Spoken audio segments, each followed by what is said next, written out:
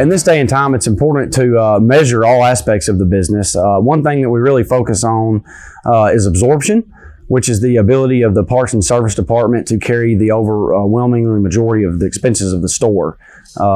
That's something we strive for to get to a high percentage every day. We do that in our service departments through measured efficiencies, through our parts departments based on how we order things where we can save money. The next biggest thing is, yes, growth and acquisitions and sales revenue and all that are great, but are we growing healthy is the next best question. And one metric we use to do that is our net profit. Is our net profit exceeding by percentage our gross revenue? And if the answer to that is yes, then I consider that healthy growth.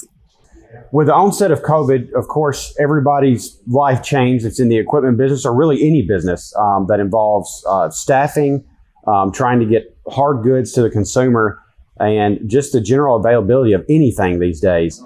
So at the onset of this, it became pretty clear that we were going to have to come up with a way to track orders, track back orders, how all this was going to come to play between the time the customer requested a piece of equipment and the time it actually got delivered to them. So some of our staff, who's a lot smarter than me, was able to come up with these Excel files and these Google Sheets to where our sales staff are able to input a customer's requested order, and it feeds into a system that we're able to in turn dissect every morning as we get product in. We get our invoices, and we're able to go immediately to that list and see, okay, John Smith, he may be in Memphis, but we've had a unit arrive at another location, and within a couple of days, we're able to move that inventory around and fulfill those needs on that list.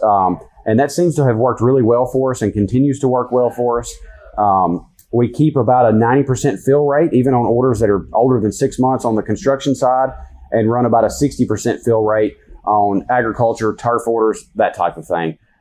So I foresee I'd say probably the next couple of years, I think that's the way that we're going to have to do business. And I think that's going to be the norm, unfortunately.